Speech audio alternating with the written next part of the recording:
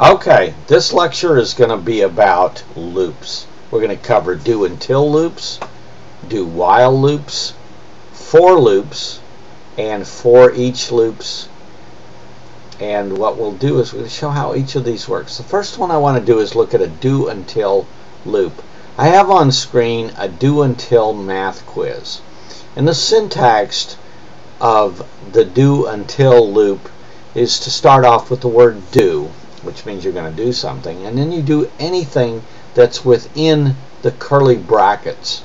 In this case, what we're going to do is we're going to ask the user using the read host commandlet, what is 7 plus 5 times 11? And then we're going to place it into the variable a.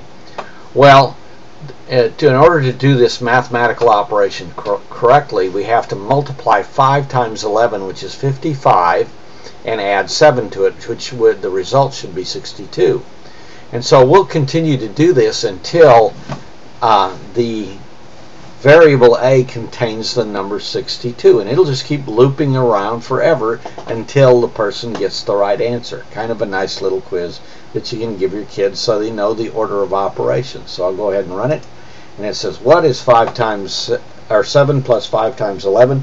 Let's say 64, and it keeps asking me. I go 87, I go 99, and finally when I go 62, it goes bingo, and it's done.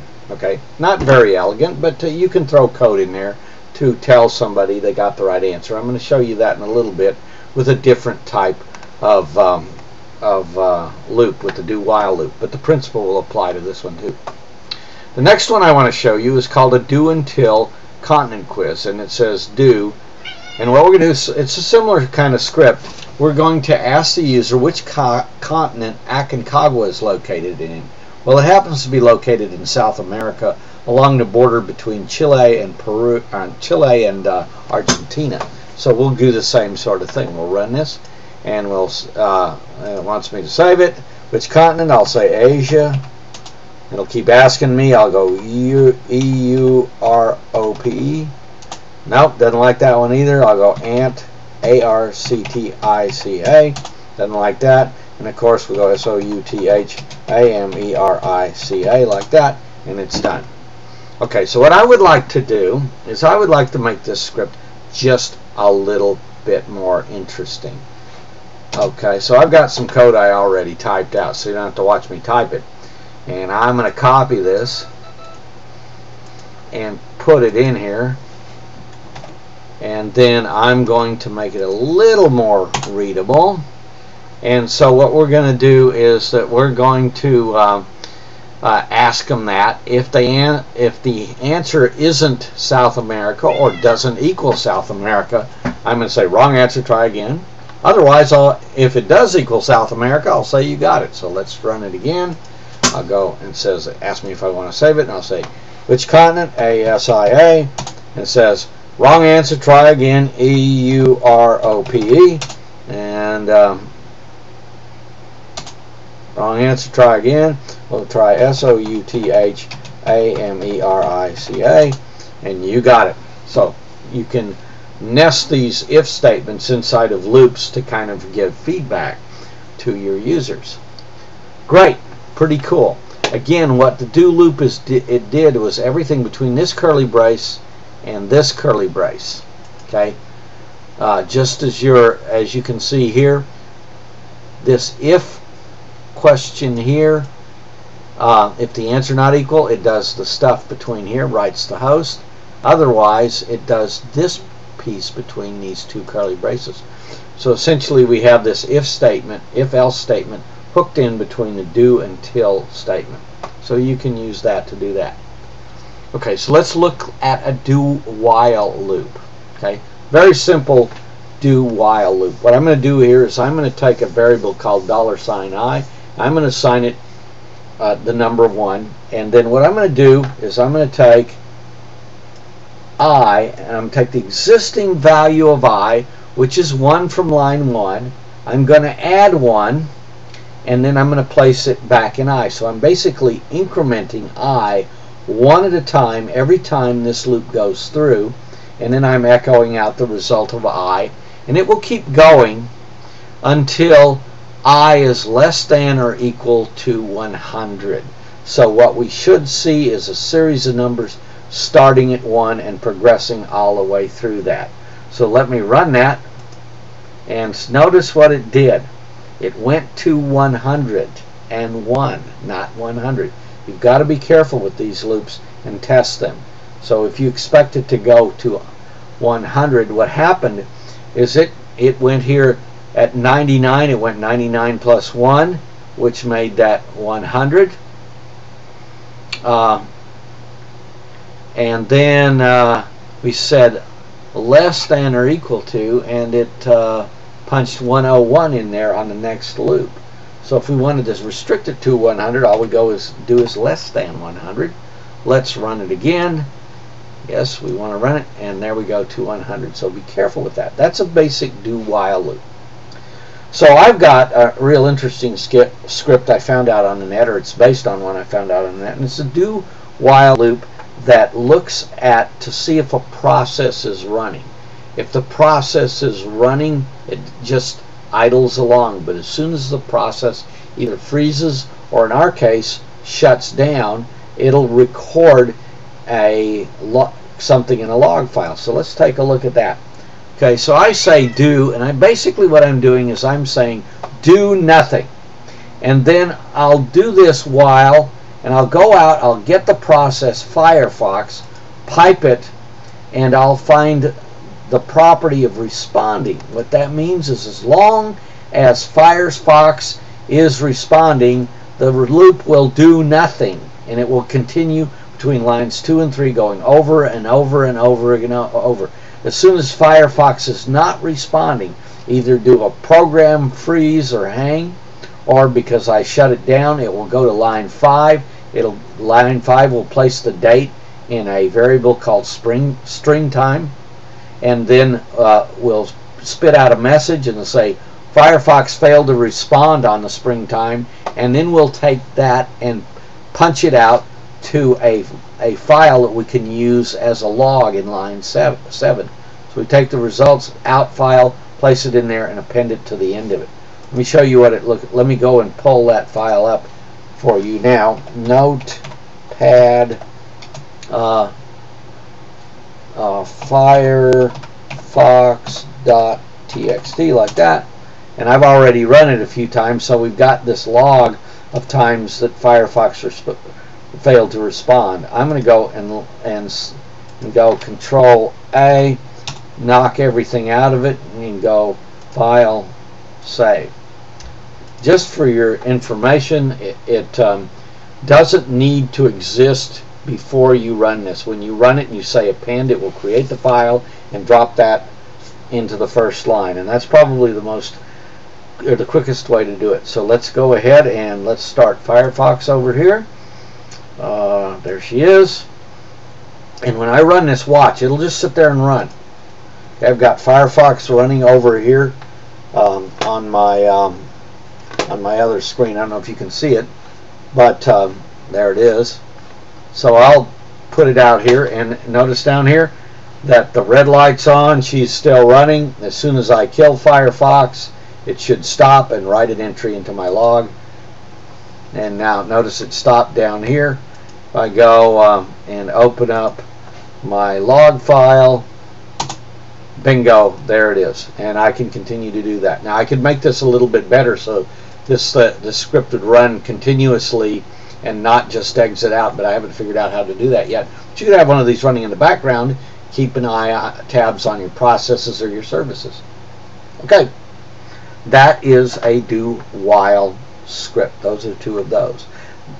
The next one I want to show you is called a for-each loop. A for-each loop is used to process through a collection, and that bears a little bit of an explanation. Notice a while ago I told you that when you run this command, get child item, and went to a directory, it would get everything in that directory. I'm going to run it, and it would list it out like so. And I told you, I didn't tell you quite the whole story. I said, well, that's, for all intents and purposes, nothing more than an array. Well, it's not really an array. It's like an array, but it's technically called a collection. A collection is a fancy term for an array that is automatically created by the operating system. Let me copy this and just illustrate that real quick down here. And I'm going to place that into $ARR. How about $COLL? Okay, we'll run this. Yeah. Okay. Oops, did I run that? That's what I want to do. Okay, so if I go echo out this call like so, lists it all, and if I want to pick one of those, I can go $COLL and pick an index number, say 4, like that, and run that piece. It'll show me what's in position 4 in that collection. Okay, so that's what a collection is. It's like an array, but it's stuff that the operating system created for all intents and purposes. I'll eliminate that and go back over here. So what this does is we go to get child item, go to AAA, and we drop it into a collection called call items. That's a particularly normal name for collections of items. And what we're going to do is we use the for each loop to loop through the collection of items.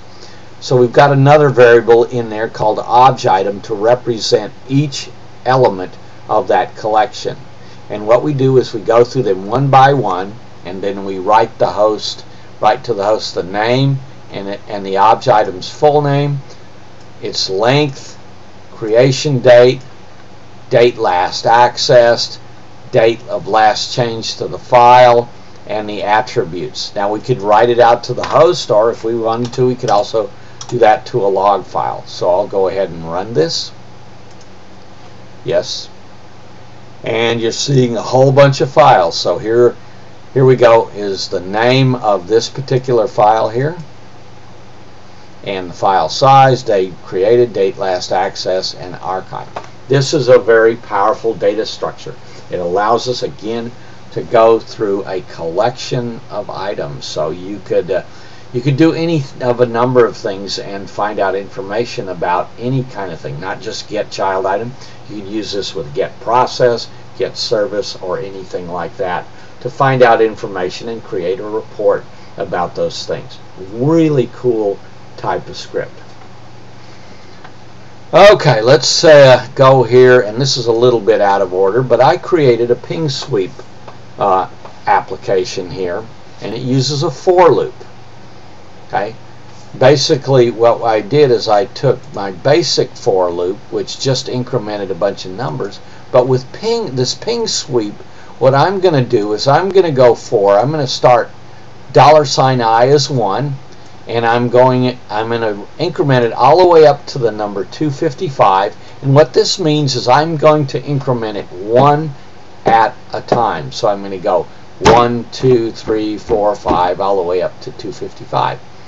Then I'm going to, so when I do that, I'm going to run test connection 10.0.16.I, or $I, which will place a 1 the first time it goes through, a 2 the next time, and what this count switch does, what this count switch does, it only sends 1 ping packet. I could make it 2, but I just wanted to make this thing shorter. The last thing that you need to look at in this script is error action preference is equal to silently continue. Basically that prevents the errors from being echoed onto the screen. If you run that without this particular line in there, you'll see all the error messages every time the PowerShell tries to test the connection to a host that isn't running. So I don't want to look at it. I just want to see the hosts that are running on screen. So let me run it. And this one's a little slow. It's going to take a little bit, but it should show 10.0.16.1, 10.0.16.6, and 10.0.16.7. I'm not sure what other hosts I have on it, but there I have a real simple ping sweep utility in PowerShell. 2 lines, very sweet. So you can see that the source, this is my computer that I'm running from it, Enterprise I, and these are the destinations that replied. It's continuing to operate. It'll go all the way up to 255, and eventually, I don't think there are any other, there might be some other ones on here, but not very many, and it should show those. So that's your introduction to loops. I'm going to go ahead and post this, and you can take a look at it at your leisure and write these things. They are really, really powerful. We can do things like with a loop, I can create 1,000 users with all of their properties set up simply by using a loop, or 1,000 text files, or 10,000 folders, whatever I want to do. That is the power of loops.